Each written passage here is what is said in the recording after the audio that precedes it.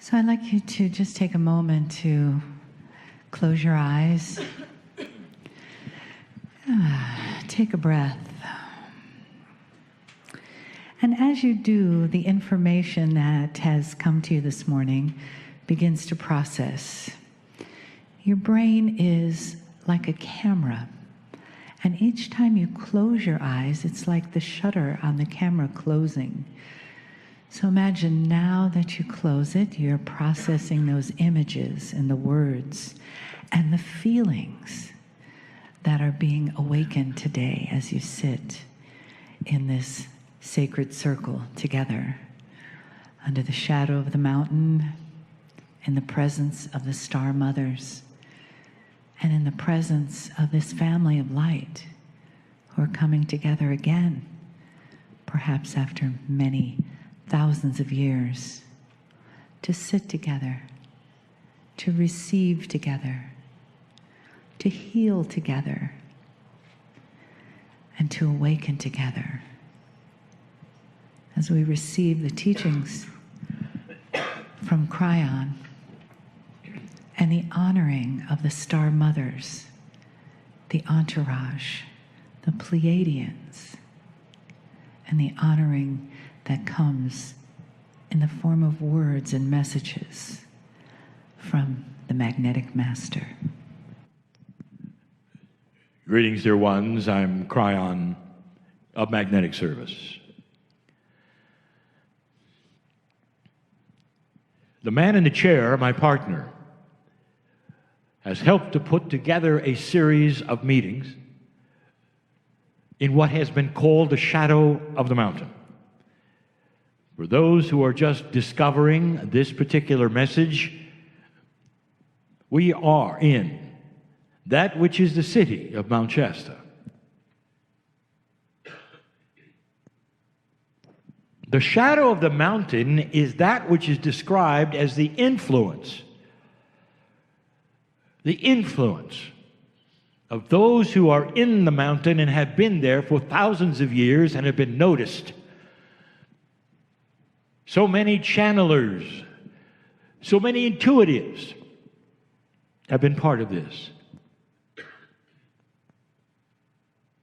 And it extends way past that which you'd call a simple shadow. And that's where you sit. Now, what I'm going to tell you next is not an accident. Of the times my partner has sat in the chair and done something in this room, this is number 7. No accident, dear ones. Numbers mean things. And sometimes as you walk around life, the numbers that you will encounter would seem accidental or random. And yet if you take a look at them in a perspective that is esoteric, if you take a look at them as even some of the ancients did, or even some of the mathematicians did, you'd find they repeat. Even those which are casual often repeat. And if they do, it is a symbol, a sign. And they mean things. And they talk to you. Or they reveal something beautiful. This is number 7. And it's in honor, dear ones, of the 7 sisters. It's in honor of the Pleiadian energy. It's in honor of those who were in Lemuria, who were teaching, and who came here. The lineage of the mountain includes Lemuria. And so you sit in the shadow of the very subject as which is being taught today and tomorrow. Information the Lemurians were given. Information that was precious. I want you to imagine for a moment something that in your society and your history you might realize. Perhaps you've come from belief systems where you had a prophet.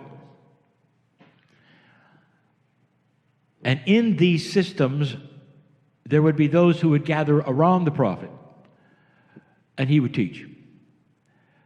And whether the prophet was Buddha or Christ or Muhammad or any of those that are seen to be incredibly wise, or even the current ones of today, the scenario is the same. You sit at their feet and listen. And out would come profound things.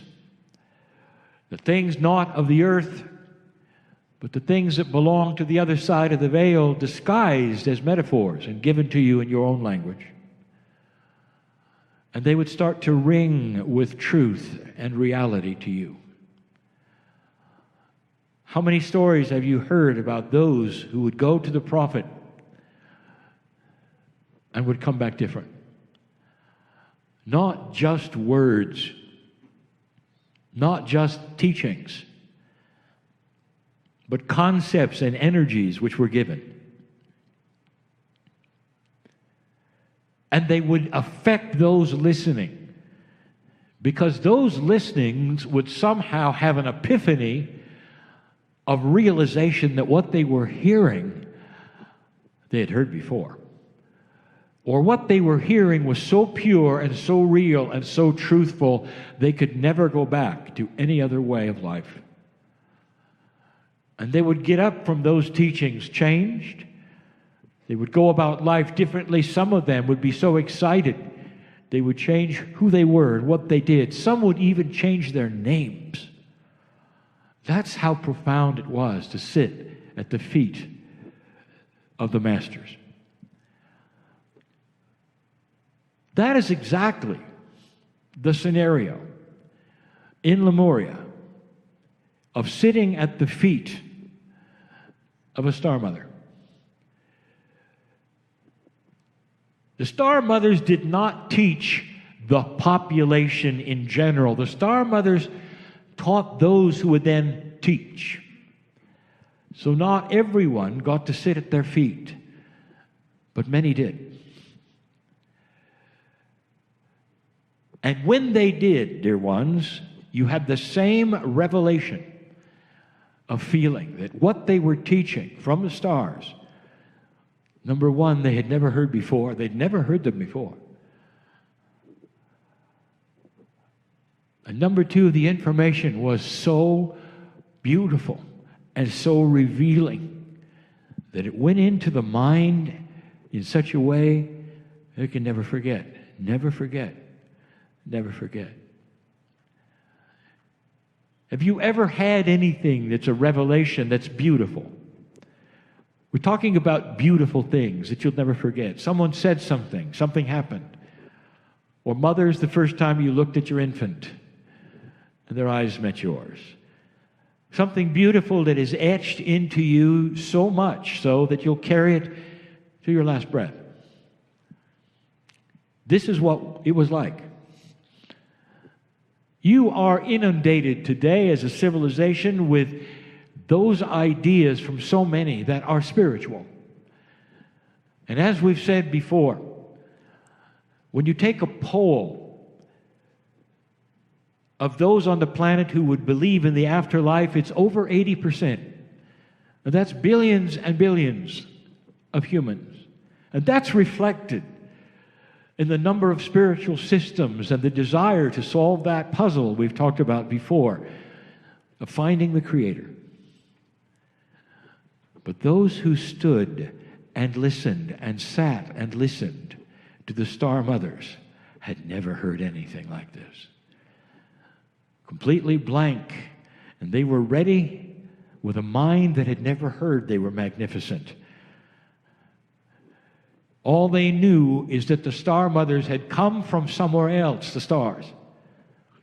And they began to sit at their feet as children at first, and then later as adults, and hear concepts which were new, beautiful, astonishing, revealing,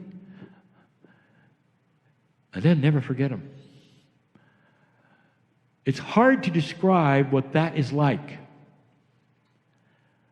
To find out things that you didn't suspect or know and have them revealed to you item by item, subject by subject.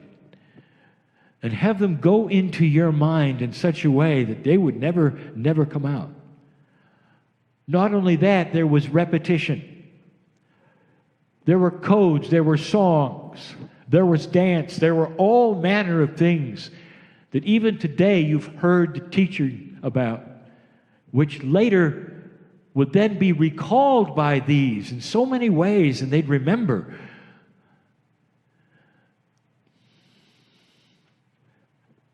I gave all of it to you in your year 2017, all of it. I didn't leave out anything. The minutia is there to be examined, all of it.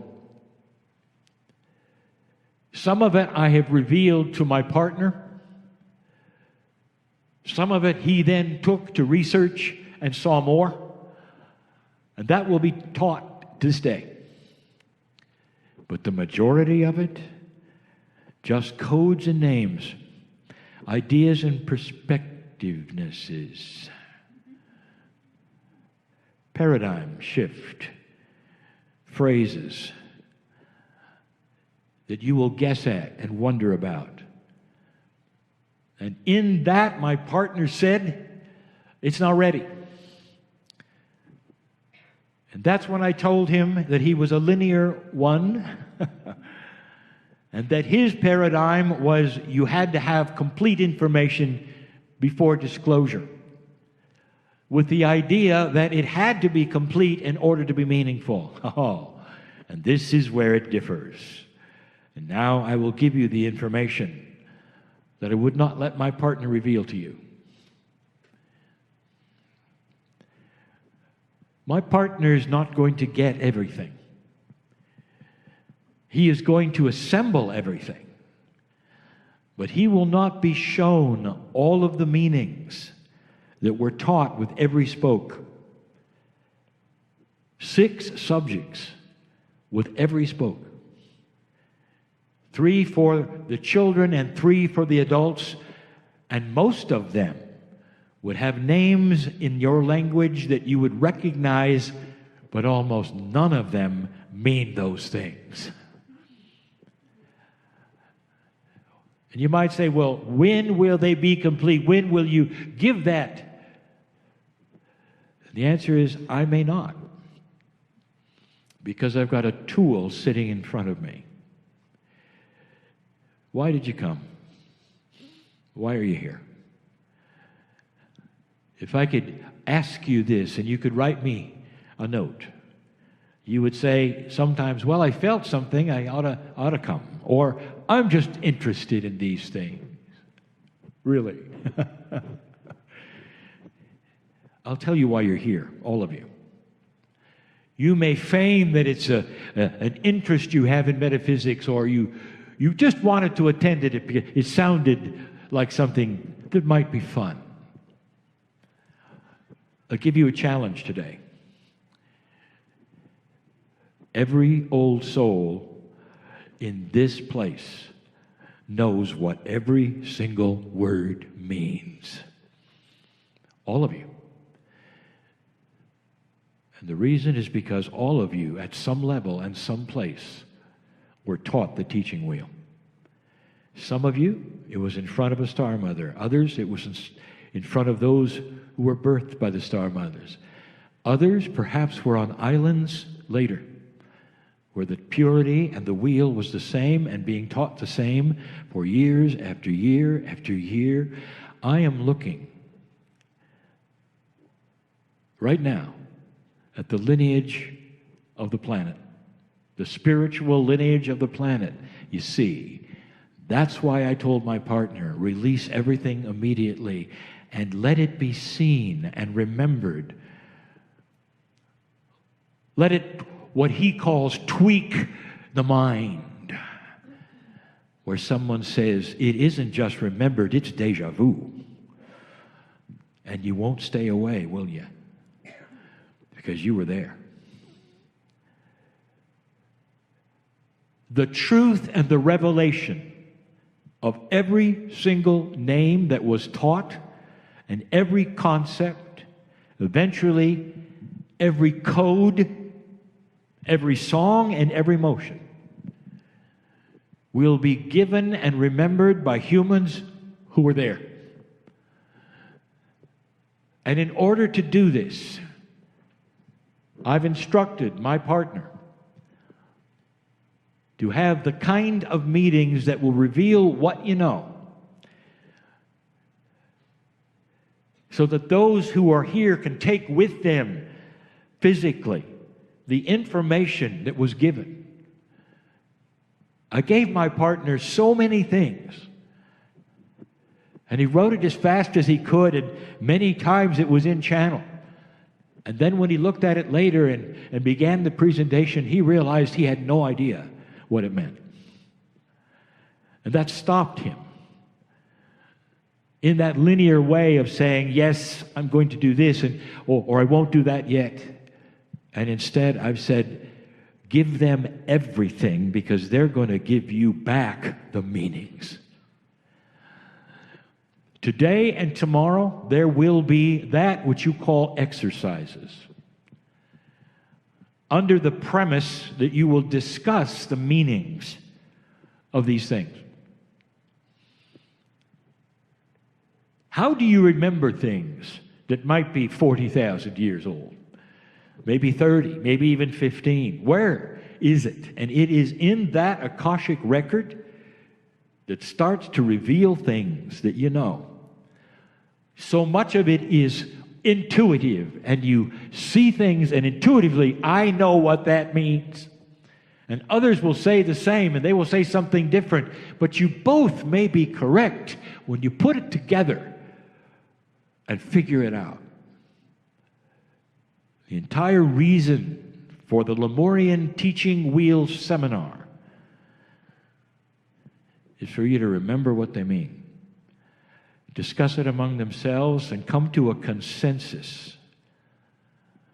I'm instructing my partner right now to record the consensuses, to study the meanings that the attendees will come up with, because those will be the answers to carry forward someday in a book that will reveal what absolutely everything means.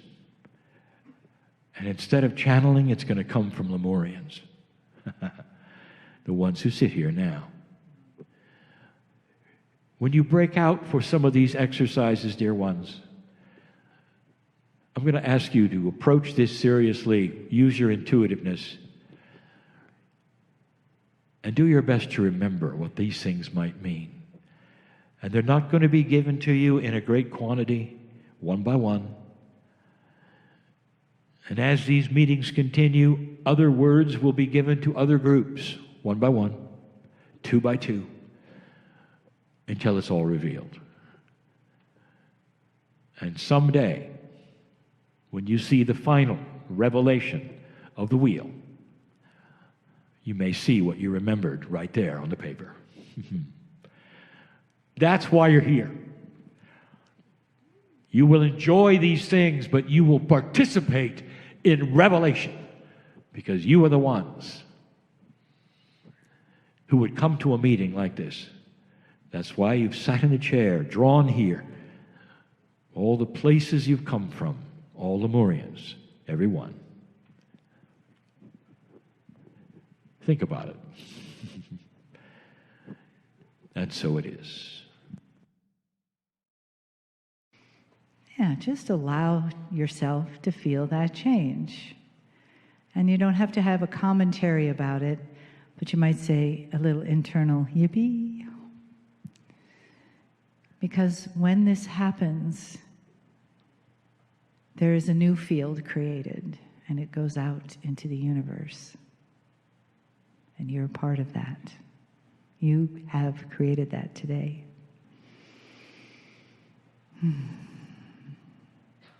So now I'd like to invite the Star Mothers to come in and share their love and their wisdom with you.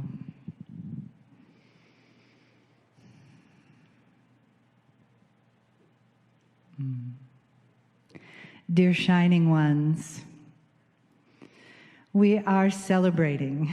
We are celebrating this day, this weekend, this moment, this mountain, this family, and we are so thrilled and so lit up from within, lit up like 1,000 lights, like 1,000,000 stars, like the grid across the planet lights up when you light up.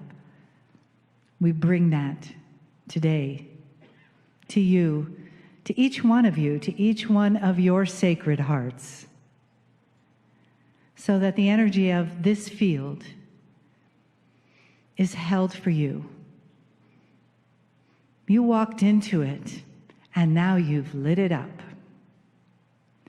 You walked into it, and you've created something new with it, and we rejoice. Do you know you will never be the same after today? You will not. And that will happen again tomorrow, and tomorrow, and tomorrow. Isn't that joyous? So we celebrate you and what you are doing with the world, for yourselves, with yourselves, on each level, each person a little bit differently, and perfectly for you. And as the grid here on this mountain is polished and illuminated by you, let us tell you, it's been sitting for a while.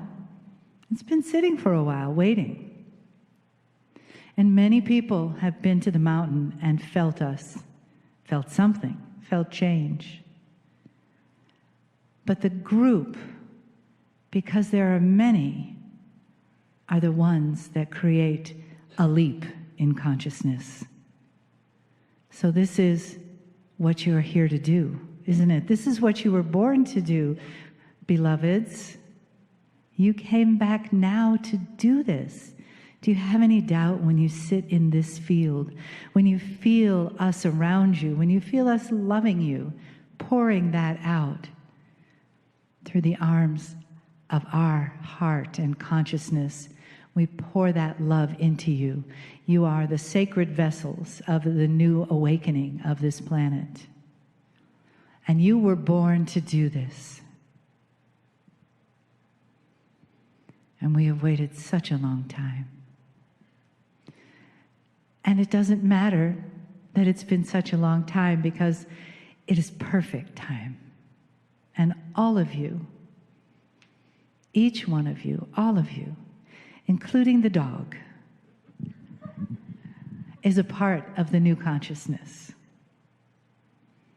And there's no mistake about that, because we have been writing this script with your consciousness for many years, for the correct time on the planet, for your Akash to resonate with, I am ready. And here we are. We see you, we know you, and we love you. There is a spark within you that is us. You are our children, our sacred star seeds. If you feel that spark in your heart, that is where we live, within you. Always with you. And now you're just remembering that you can talk to us. We are as close to you as your thought about us. Have a conversation with us. We so look forward to that. And we look forward to revealing more and more as this weekend continues, as these days of consciousness awakening continue on this mountain, and that you take it with you when you go. And we step back now. Not away, not going, just stepping back for the moment. Take a breath.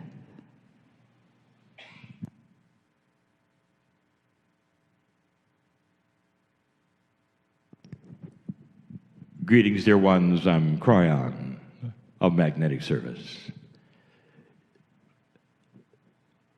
It'd be difficult for those just finding this message to understand what has gone before in this room. And so some of the things that I speak of will not make sense.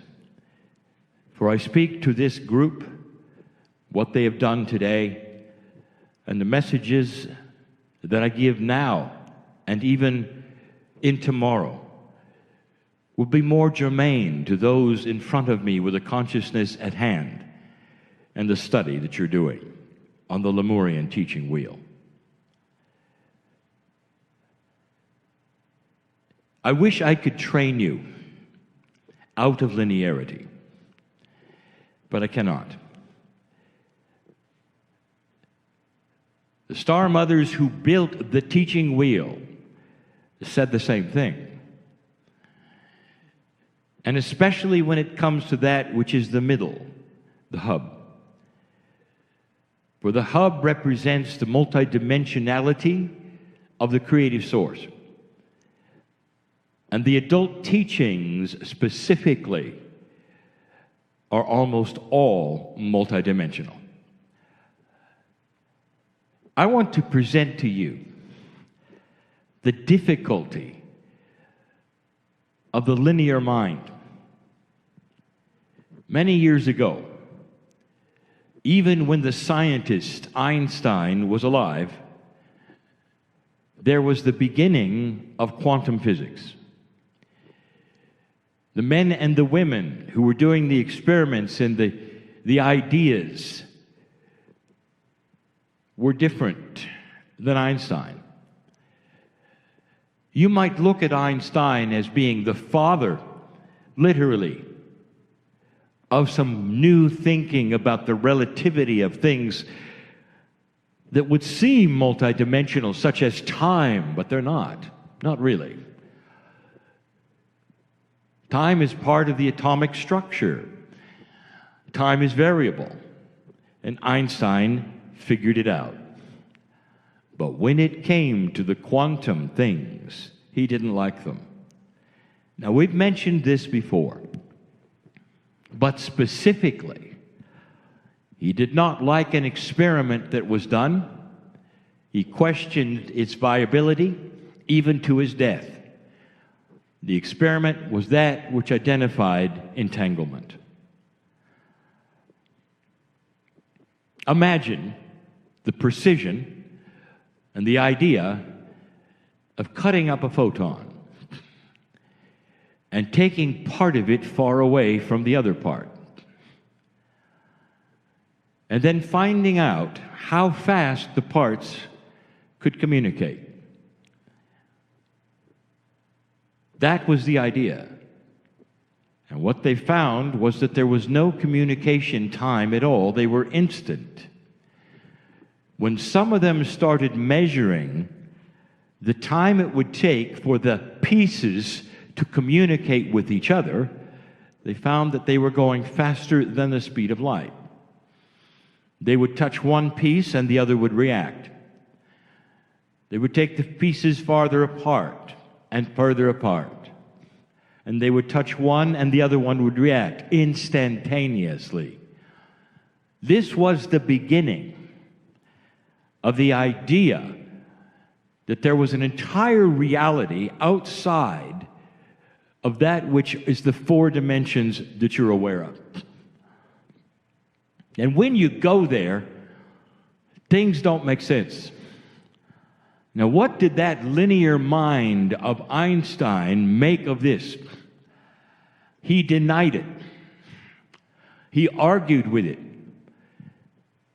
He gave a non-scientific description and called it spooky action at a distance.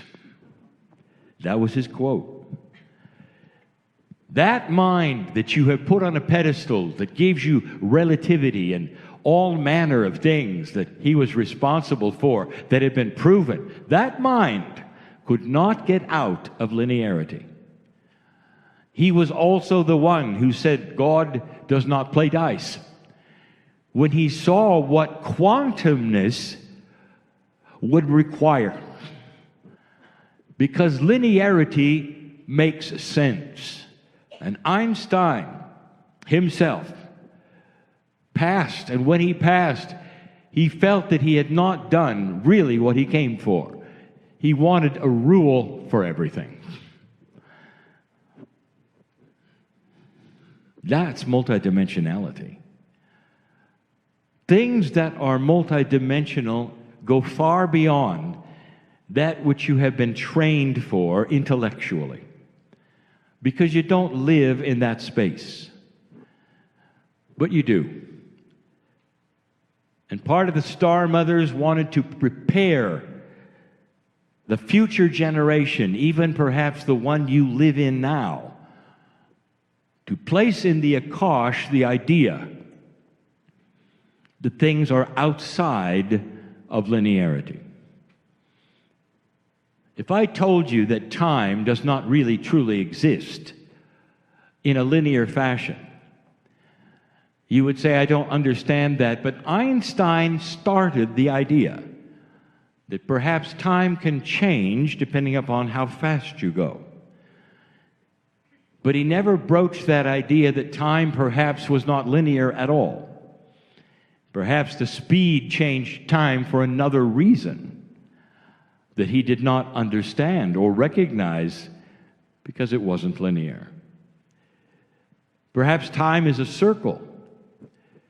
And if it is, truly, it means that things happen that don't make sense. In multidimensional attributes, when applied, will create things which some will say is magic. Now let me broach something with you. Some of you are more than a half a century old, some of you more than that. And yet each one of you, if I ask you to please right now, think about something that is etched in your mind right now, this lifetime, either negative or positive, whether it's the birth of a child or a betrayal or words that were spoken or a time or an accident, anything, whatever is most prominently right now, think of a way that it is actually now, right now. You'd have no trouble. Do you understand that? It's there. It's still there. Now, what have you just done?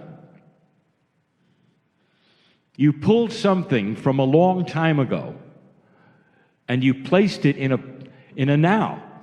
How did you do that? You did that because there is a piece and a part of you which is multidimensional. That mind of yours, you would think that synapse might be linear. Truly, it is not in certain ways. You just showed yourself. I just presented a scenario where you can bring something and feel it now, just as though it happened. You'll never forget it. Your last breath. You can conjure it up, and it's now, and it's standing in front of you, and even your chemistry will change. That's multidimensionality. What if I told you that that is going to be enhanced in the human being to the point where past life experiences will start to be that which I will call all life experiences? What if I also indicated to you that beyond the thinking even of metaphysics today, that past life experience is controllable with what you remember, and that is to say, you can pull in now the best things that have ever happened, the most wise things that you ever did. You can take that which is your past lives on this planet and make it a library of wisdom placed upon you now, just like you did a moment ago with things that happened in this lifetime that I ask you to conjure up and live. My partner had a difficult time explaining that, and I'll tell you why. Because when I ask you to do it, there's some who did it in such a way that it was quite emotional. What if this was possible in a soul dimension? Now, a soul dimension would be out of linearity. Your soul has been on this planet for thousands of years, and it's experienced so many things. What if you could remember all of the good ones and instruct that Akashic record to bury the negative ones? What would happen to you? Who would you be? O wise one, who really would you be if suddenly everything that you had ever done, which was wise and good and beautiful, could raise to a place where you not only could just file it, it was active and you could access it instantly? And the answer is you'd be a master. That's what's going on. Because what we're asking you to do is to pull upon the Akash those things which you were told by a multidimensional being from the stars that you'll never forget. It's etched in a positive way. And it doesn't matter how long ago it was, because time is in a circle. As much as I would say that, it doesn't mean much to a linear mind. It really doesn't. You've got to do exercises to see what I'm talking about and remember things that are permanent, etched there, for you to understand fully that this is what it's like for those who are starting to remember and know the truth they were taught. I speak to this group, but I also speak to a bigger group that perhaps is listening. And I'm telling that bigger group, you are included in this. Imagine the ability to control what you remember. Let's say you could do that just in this life. I'm going to tell you something. This is the basis of some of the teaching that even goes on in this room. Suppressing those things which would not make your life better and bringing out the things which would make you soar. Soar, S-O-A-R, soar. Fly with the beauty of peace in your heart. Taking the things that have always made your heart ache, whether it's the death of friends or the betrayal or any of these things, and put them in a box, you might say, and say to them, you're done. You were part of a reality that I am now not part of. You're finished. And you put them in a box, you lock the box, and you throw away the key.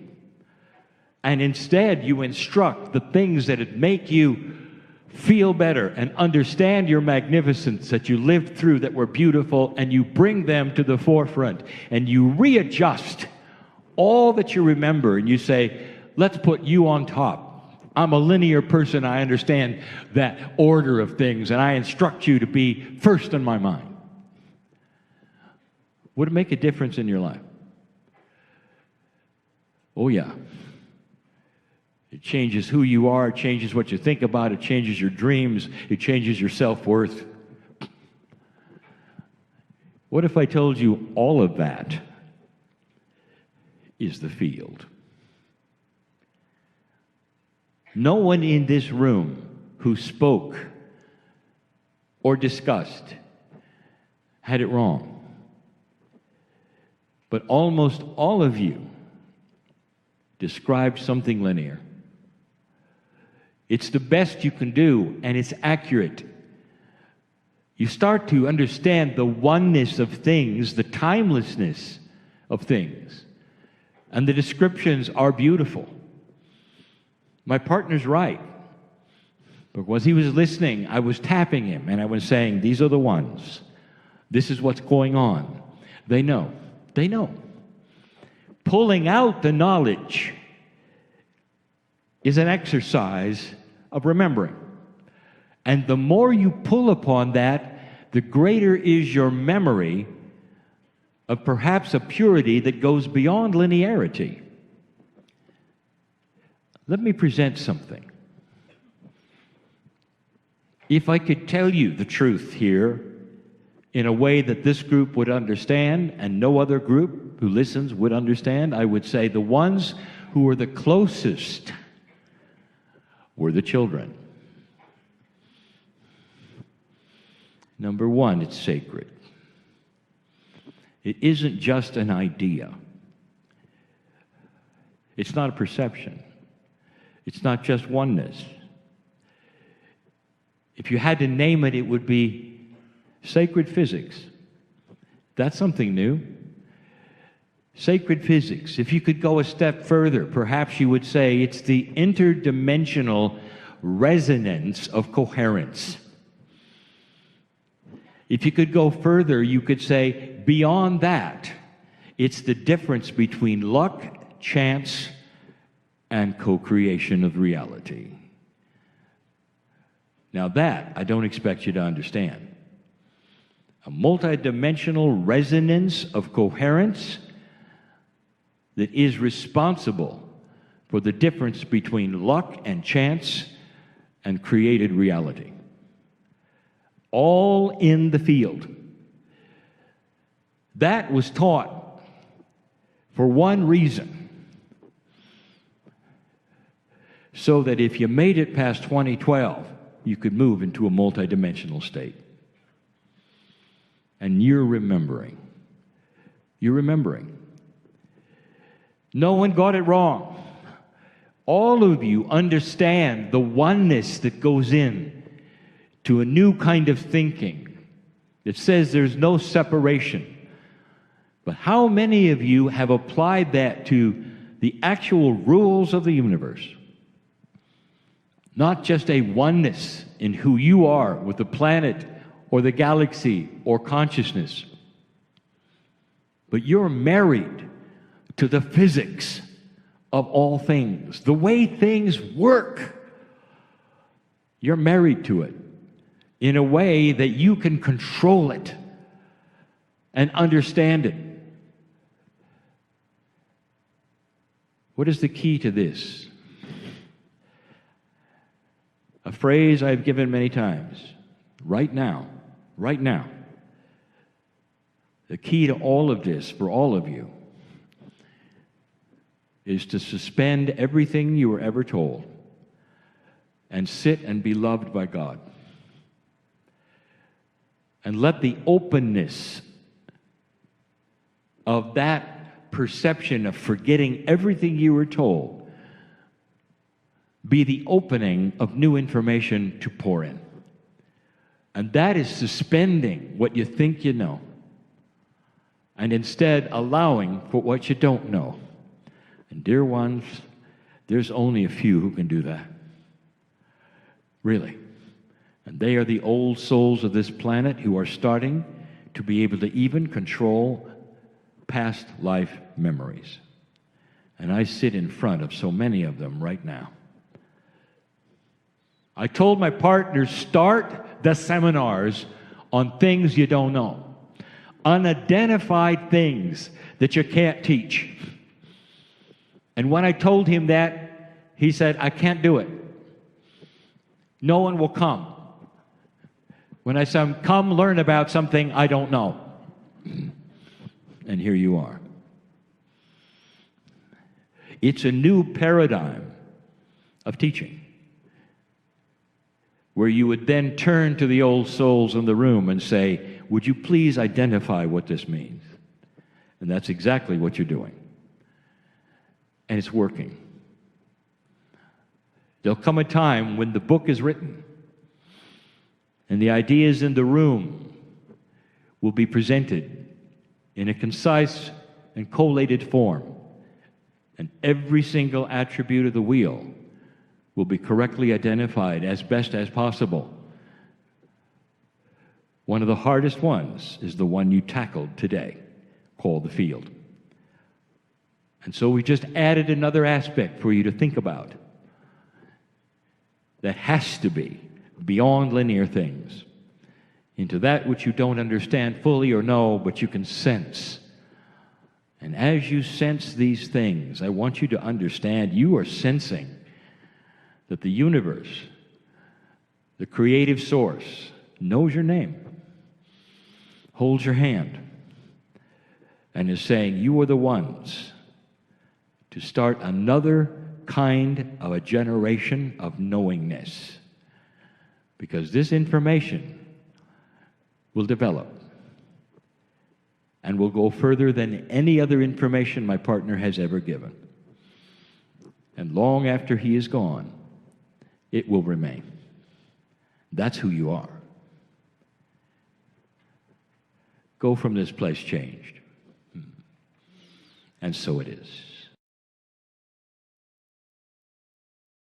Okay, so bring your awareness within. And you can do that with your breath. And bring it in with your consciousness also.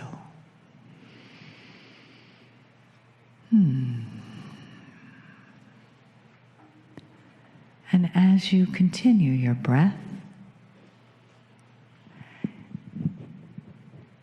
bring it into your heart and let it expand right there. Feel the love of the star mothers around your heart and around your body and around the room. One of the wonders of not having a physical body, as they do not, is to inhabit so much space. And take another breath in.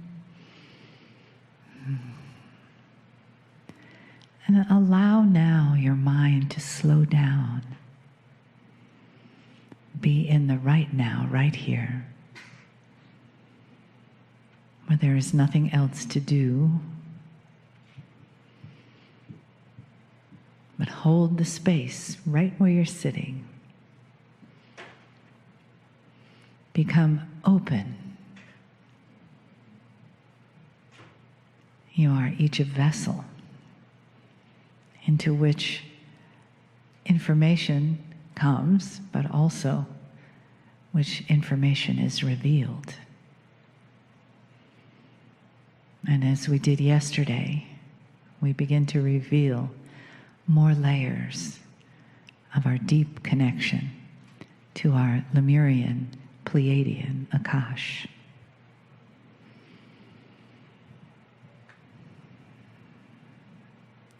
And as you breathe that awareness in, and you say yes inside to the excitement of all of those gifts that you're receiving, also know that many of these things will be revealed slowly over time.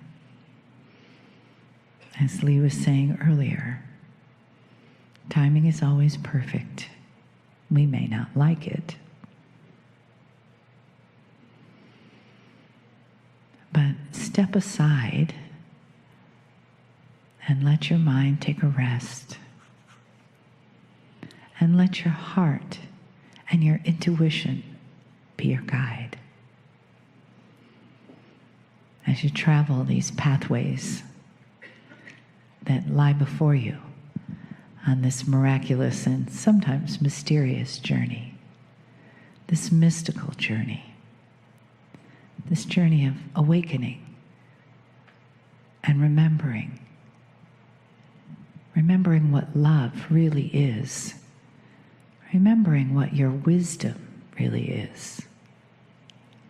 And remembering the deepest place inside of you that your compassion comes from. For your own beautiful Lemurian self and your family that's with you here. Greetings, dear ones. I'm Kryon of Magnetic Service. I would like to speak briefly about perception. Those in the room have just gone through a study, and it is of perception. How old do you think civilization is? What could have happened before? What is the perception of angelic beings? What do you see or what you don't see? How do you believe? I want to just continue that for a moment and show you perhaps some of the beginnings of it so you're not alone and where that would take you next. My partner, not long ago, was sitting on a mountain. It's a famous one. It's called Mount Sinai. And he gave a channeling that you can listen to easily. And he talked about Moses. Specifically, he spoke of that which Moses saw, which started everything that is the lineage of Moses, and that was the burning bush. I told you then that you have to go back to a time in history where there were no inventions that would give light in any way unless it was flame. So there was no real way to have light that occurred on the ground unless there was flame. The idea of electricity or illumination in any other form was simply not in the minds of any humans. And so that burning bush, dear ones, was an angel. It was magnificent, on the ground, right in front of him, speaking to him, and filled with light. And all he could see in his consciousness of the day was a bush that burned. That's the perception, and it's based upon that which humans know and see and believe. And if things are of a higher vibration that they have no concept of, they will often mislabel what they see because they have never seen it before in its full form. We also told you that the mantle that was put upon Moses, that is his purpose of what he was to do next, was something he didn't necessarily like. And it's the beginning of doubt, even within Moses. He doubted himself first. Could I do this? It seems too much. Did I imagine that I had a conversation with God? Why did I have to take off my shoes? What was really there? And it continued all the way through all of the miracles, all the way through until he was in the desert, walking around for years and decades. All of these things, and he was frustrated at every point. Once, and only once that was recorded, he even hit a rock in frustration. Dear ones, do you see anything in that might be you? This is perception. And the first perception is not that he saw the wrong thing or misidentified a beautiful angel and called it a burning bush. No, the biggest perception that I want you to see is he doubted himself. That is the human perception that prevails even to this day. Because in corporeal form, dear ones, you always know what you can do and what you can't do and what's odd and strange. And then when you meet someone or see something that is above that, it's very special, isn't it? What is ascension? When Elijah ascended, where did he go? Well, first we have taught over and over that Elijah turned into light on the ground. He didn't go up into the sky where he was turned into light. And Elisha saw it, wrote it down. But where did he go? Once he ascended, where did he go? Now today you would call Elijah one of the ascended masters. You have many ascended masters on this planet, and there are many belief systems where human beings, like Elijah, had similar experiences. And whether it was death or seeming death, they would ascend. So in your perception, Where did they go?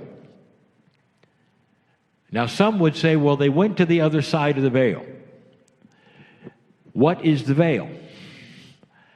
And then there are some who stayed in their ascended form. Would you agree there are ascended masters on the earth at this moment? And that is a yes from the group in front of me, and that is correct. Therefore, how can they be on the other side of the veil in ascended form and also here? Do you see where this might be going? Your perception of the reality of what is special, what is real, what is not, how it looks, is completely and totally dependent on what you've been told. The other side of the veil can be so many things to so many people. In its basic form, the veil represents things you don't understand. In most cases, these things are spiritual. But the veil moves depending upon who you talk to and what they've experienced. If you talk to, for instance, someone who regularly traverses between the worlds, where is the veil? How permanent is it? And truly, what does it represent? So we bring this all to you to show you several things. But one of them, in this place, that is the most significant, is what do you believe is happening in the mountain? You're at Shasta. Now there are those who will say, well, I know and feel and believe in my heart of hearts that there are those in the mountain that exist that you cannot see because they're in a non-corporeal form. Question, are they ascended? Answer, what do you mean by ascension? And this is where you get into the semantics and where the words will actually turn people off or they will not go any further. So let's change all that. Do you believe in love? Can love go between that which you have here and the veil? And the answer is absolutely. Is there love for you from the mountain? Absolutely. So you have to throw away the minutia for a moment, just for a moment. What is the definition of ascension? What is the definition of consciousness? Is it possible for this or that? And feel loved. There's something happening right at this second from the mountain. You see, these messages in this moment were expected by those in the mountain. Telos has been waiting for you for a time after 2012 to open this time capsule, to start to reveal those things which they hold as Pleiadians, as parents of humanity, as loving creatures, if you want to even use the word creature. If they were able to and wanted to, this moment appear to you, let me give you a little bit of a hint of what it might look like. First of all, a ball of multidimensional, colorful energy that's going to come through the wall and reside on the ground. And some of you would call it a burning bush. Have you got that part? And if there were messages for you, you would not hear them in the air, you'd hear them in your mind. Like the burning bush. Does that mean anything to you? They may say this is sacred ground because we are sacred. And they may even ask you to take off your shoes. Does that sound familiar? And they would pour love at you. And any human being who could then sit and understand what was going on with free choice would be changed. They don't do that.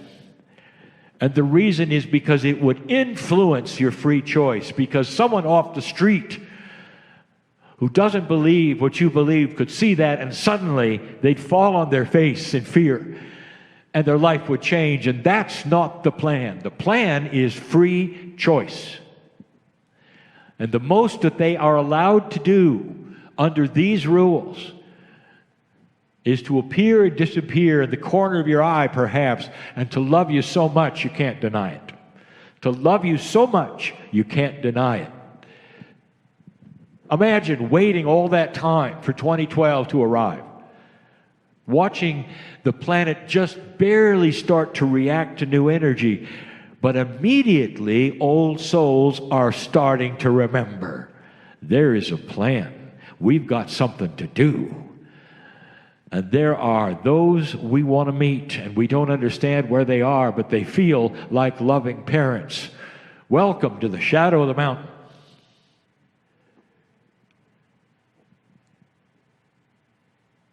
There's some of you who will go out alone and sit. And when you sit, what do? You admire the mountain. You talk to the Pleiadians. How many of you said, I invite you in? To the degree that is correct.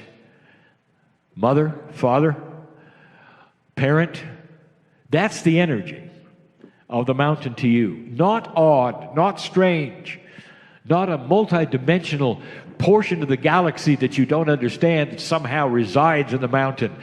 It's your parents that gave you 23 chromosomes. And time doesn't matter. We said that last night. It's a circle. It's instant. They're here, and so are you. On schedule. They expected this meeting, these things that are being taught. And your name goes here to be here. Some of you will say, well, how could that be? I only decided 2 days ago to come. What a coincidence that you would be sitting here listening to this. You're here by appointment. Your appointment. I want you to remember this and know this. In the exercises that may follow after the meal that you will have, I want you to call upon these to give you information that you will then report back to help identify the missing pieces of information and revelation in the wheel. I've asked my partner to give you a couple of really difficult ones. And the reason is that you're in the shadow of the mountain. You're here. They're here. Listen. And it's not too difficult. These have to come from humans. Do you understand this? God does not then hand you things that you use. The tools are there. This is one of them. You're here. And you are an old soul. These must be developed by humans who remember the teachings from the stars. That is why you sit in the chair, dear ones. We could reminisce. And we could tell you that the Pleiadians, although they have high consciousness, they don't think a lot differently than you do. Not really. They want the same things in their reality that you do. Through eons of time, their planets developed peace. This is why they look at you and they say, the shift has started just like it started for us. And they will look at their own history in corporeal form and remember what that meant. They'll also remember how long it took. And they will look at you like parents and say, be patient, because this is the beginning. But the seeds that were parents will also then bring out the teaching and say, even though it's the beginning, you've got to have the books. You've got to have the wheel. It's a return to the original source information that has always been precious and real and beautiful. Is it possible that Moses got a message from the stars at the right time in the right place to start something happening that would then impact on today in the structure of countries, politics? And I will say yes. Everything is timed appropriately for puzzle solution. There are those on this planet who will say everything has been planned for being a victim. And they will tell you about the history. And they will say, see, it all goes to dark energy, and that seems to be the plan. And that's why God is not real. And I'm going to tell you something right now. That's free choice, dear ones. You are looking at what you decide. And you've seen where it has taken you. And you've seen what is possible with those who would think darkly and take others with them and create massive death on the planet. That's humans with humans, and that's all it takes. I've said this before. It does not take an evil entity with a tail and horns to create the darkness you have seen on this planet. That's human nature. That's what you have done. That's free choice. And now things are shifting. And that free choice is starting to move the other way because now there's revelation. Revelation that's so easy to see. Light is so easy to see when it's revealed in these ways. Consciousness starts to change and you don't allow things you used to allow. Now that is a lighter consciousness. Do you see that? And the reason I bring that up is because that's exactly what your star seeds saw on their planet. It has the same attributes of conscious evolution. And it only seems to start after certain things. The prophecy of the shift. It's real. Did the Pleiadians have a shift? Yes. They had a time limit for their civilization, just like you did. Yours was the precession of the equinox in the second phase. In other words, you had two of them. They did too. They know what it's like, what you've gone through, what you're going through. They know what it's like to doubt yourself and the reality. How much of them will you allow in you today? With free choice, when you look at the mountain, you might even raise your hands and say, give me all of it. Don't minutize it. Now, here's why I'm here. I got a problem with this. Can you help me with this? And the answer is no. That's not what they're here for. They're here to fill you up with so much wisdom and knowledge that you already know that all of those problems you will bring, you're going to solve yourself. That's enlightenment. That's why they're here. This is an age of change. These nodes around the world have similar attributes, but this one is the one you're next to. Take advantage of it. Some of you are going to stay in this area. Some of you are leaving. I'll tell you something I'm going to tell you even later tonight. Leaving is a linear idea. Think about it. And so it is. All of your wonderful outgoing and inward changes. Let's just focus on being with that and Thinking is not necessary, just being. Being with the bubbling, being with the profoundness, taking a breath into your gratitude.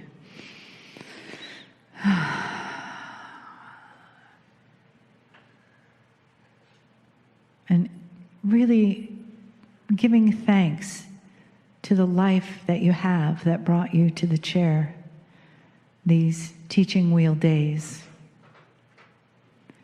And whatever that was that took to get you here, or that continues your journey, know that it is special. You are special. And as you deepen your breathing and soften your body, you begin to perhaps allow for more of that specialness of who you are to emerge, individually and as a collective. There is no one like you. Now take another breath. And just say yes inside to that. And honor your being here. Honor your growth and your wisdom. Honor the light that shines in your heart.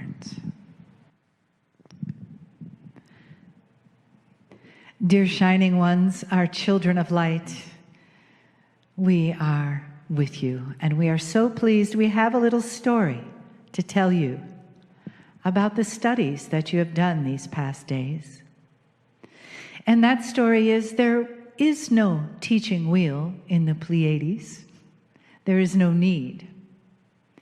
There is only the concept of energy and energy transfer and living in and out of an energetic being.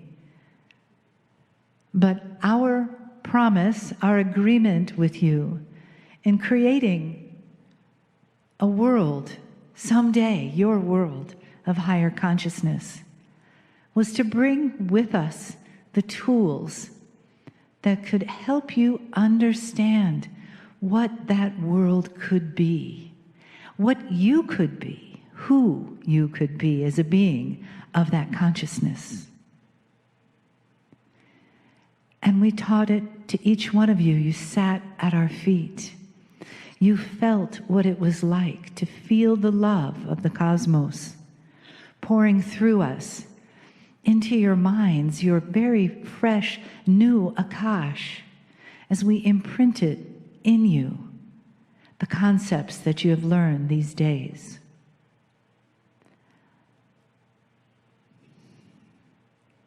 Each time you think back to what you have learned here, your wisdom and knowledge of it will grow. This is no mistake. This is also part of our agreement, part of our plan.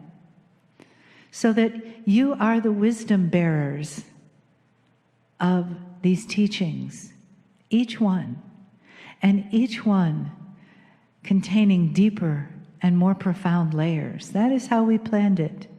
Don't you always start very simply with a young child? You teach them the very basic things. Perhaps just how to say mother or mom or dad or cat. So we begin with these basics that we gave the magnetic master not so long ago, and that come through in a way that can be recognized, in a way that honors the core teachings that we have given so many lifetimes ago. When you sat at our feet then, when your descendants sat at our feet, and then when you took this knowledge deep inside you, this encoded knowledge in agreement to return now and make these rediscoveries and these rememberings and these reawakenings in this family of light here, in the energy of one of our many homes on the planet. And make no mistake, that is very symbolic. that you are here. Not only in the shadow of the mountain, but in the light of the mountain. And it's purposeful that you will never be the same. And you can celebrate that. And we celebrate it with you. As the star mothers who have taught you in other times, in other lives, many, many years ago, we are now always with you. Your recognition of us as principles in the unfolding of your Lemurian Akash, just the recognition gives you the remembering and the sweet, sweet connection to our hearts, your homes, and your families from the stars. We honor you. We honor your journeys. We watch them. And we hold you in the most loving arms of the ancient ancestors from the stars. And we never step away from you in this life. Never. Just remember, we are always with you. But for this moment, we step back. Greetings, dear ones. I'm Kryon of Magnetic Service. The message I give you now is a closing one. For those who have just discovered this particular channel, it is the last one of a 2-day episode in those lives in front of me, of the attendees who are part of that which is the Lemurian teaching wheel. Given in the shadow of the mountain, as we say, of Shasta, there's a magnificent energy available in this place. We'll get back to that in just a moment. This channel is not one of endurance. Shorter perhaps than most, but contains information that perhaps you will ponder for some time. I want to tell you something about the study that you have just done on one aspect of the wheel. And now I reveal something, and that is the attribute on the mirror spoke that is I am that I am is a bit incorrect. That was not the language of the teaching in Lemuria. The essence was the same. When I gave my partner that attribute of the wheel, that adult teaching of the mirror spoke, it was a wink that I wanted to give you to a civilization that would know that phrase, I am that I am. For that is the teaching in another aspect. But that's the one I wanted you to study for this time.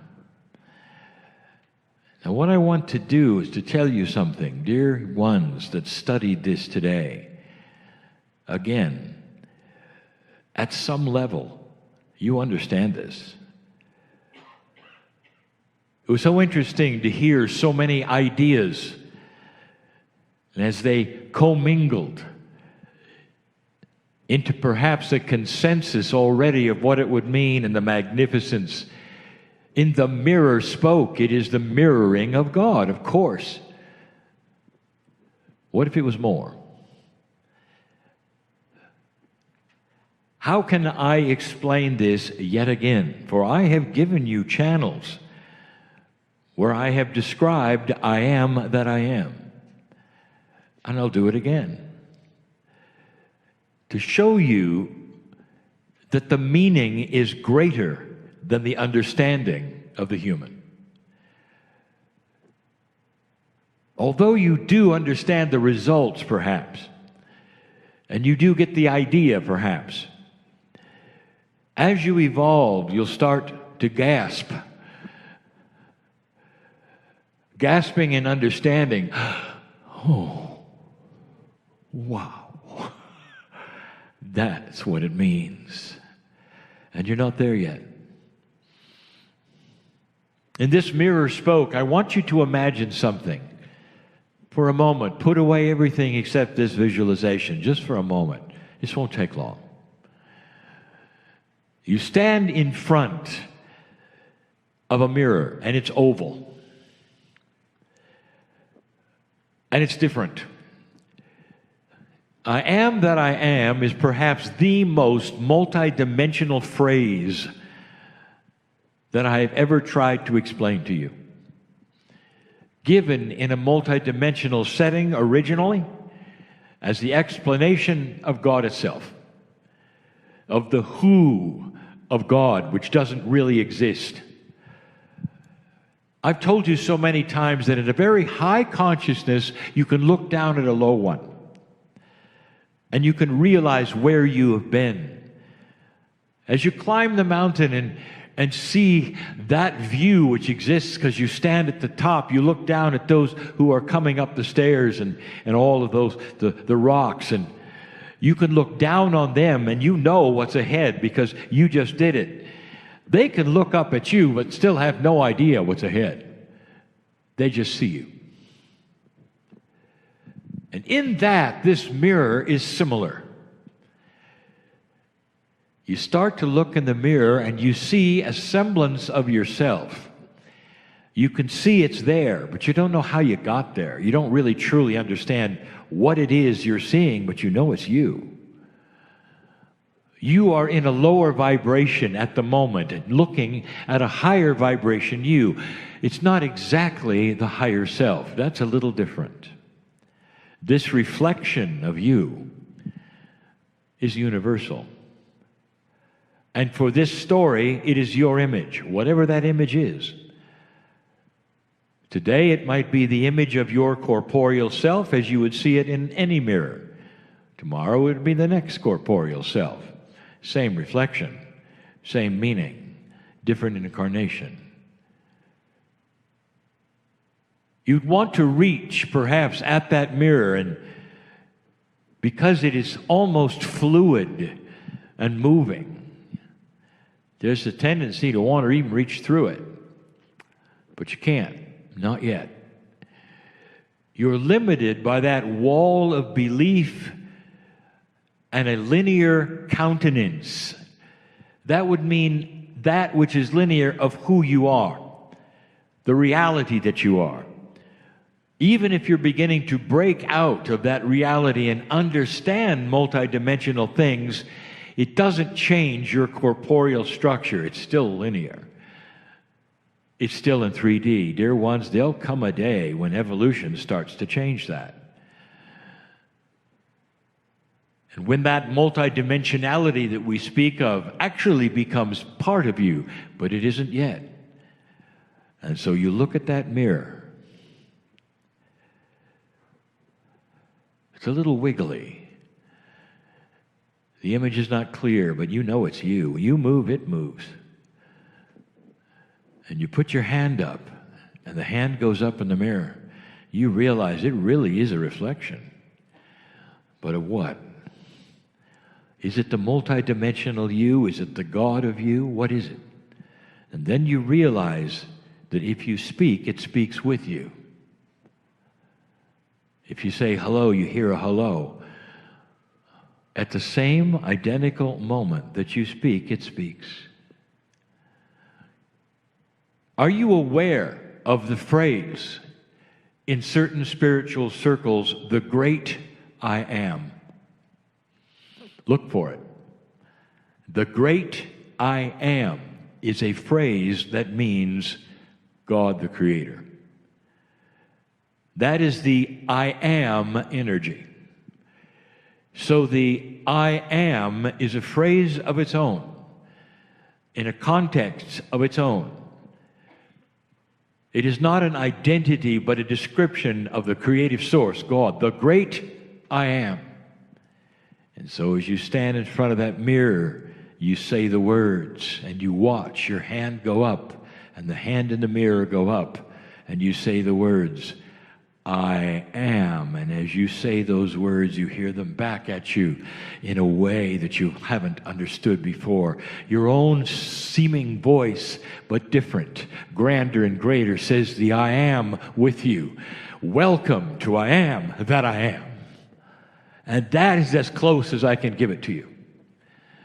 It's beyond your understanding, because you cannot look up at it and truly understand that it's a statement of fact, not a purpose, of fact. It is an axiom, a rule, a law of who you are. That's the first point I wanted to give you. And the second is this. You've come to this session, and this is for those who have participated. Those who haven't can listen, but this is for you. It started yesterday when we asked you to work on one of the attributes of the wheel called the hub. You got a little taste of what the planning was. And then today you were barraged with 4 spokes. Barraged in that we ask you quickly to work on the puzzle of what they mean. But you didn't really understand, you didn't really understand what was going on. A moment ago, you talked about the power of laughter. And that laughter is infectious. It begets laughter. It creates more laughter. There's an energy there that almost is invasive, isn't there? You see laughter and you laugh. It's more than mirror neurons. It's an emotion plus. There's God in laughter. There's beauty in laughter. There's healing in laughter. And that is an example of something I wanted to tell you. When you have something as profound as laughter going on in a room, others start to understand and realize and change. And they're not laughing simply because you're laughing. That's not possible. They're laughing because something is going on inside them which creates laughter on its own. And then the one next to them does the same.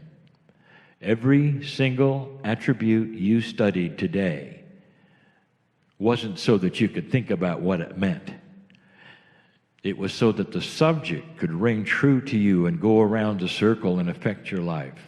And in the process of discussion, you could not help but bring it to yourself. Every single one.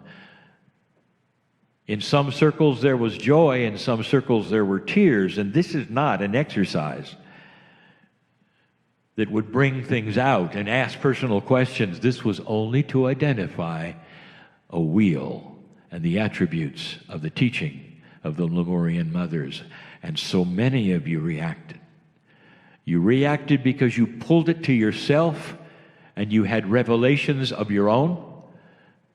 Every single one had that free choice and opportunity to see the actionable item that you were studying become actionable in you, and the energy of it, like laughter, went around the circle.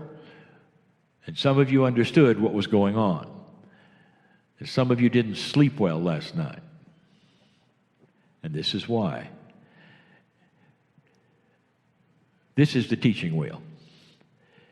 You can't not be affected. You see these things, and if you discuss them in earnest and seriously, you will become them and work with them. And in that, you can't leave the same as you arrived, because the questions that were asked and the thinking that you were required to do pulls from that which is an intuitiveness of your own, of how it applies to you. hopefully there were some smiles today. And the smiles would be in solution. When you heard others give their opinions of what it meant, you felt it in your heart.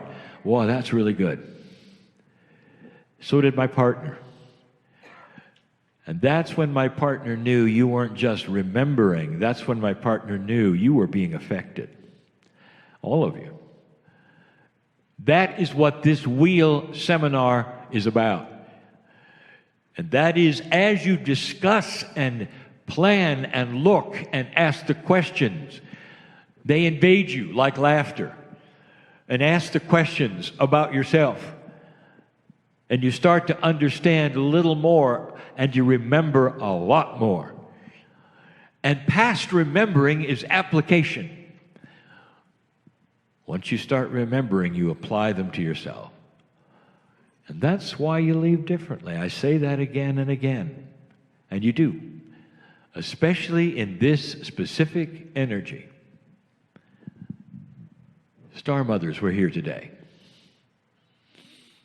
Some of you felt them. Energies you can't identify that are a little different than normal, that came to this room for you. It's almost like there was a remembrance where they stood and appreciated and loved the children that you are to them.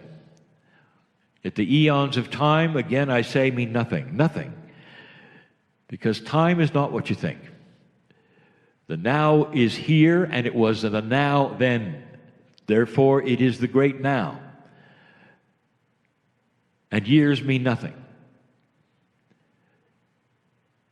When I first came to you 30 years ago, and the first writings that were ever given, I said, you're never alone. Perhaps you understand more now what that really means. What that really means. Those star mothers have an essence that flows into you so that when you leave this place, they go home with you. You cannot escape that because you made the decision to come and say yes today. Perhaps you've raised your hand to the mountain today. I want you to expect results. Multidimensionality is not understandable. How can you take a piece of a star mother home? And the answer is yes. There will come a day when you understand that there's no such thing as place or who when it comes to multidimensional things. That's where the phrase came from, one with everything. Let them become one with you to the degree that you will allow, but know that you were in the right place at the right time to say yes. Oh boy, were you in the right place at the right time to say yes. That's the message. Don't forget it.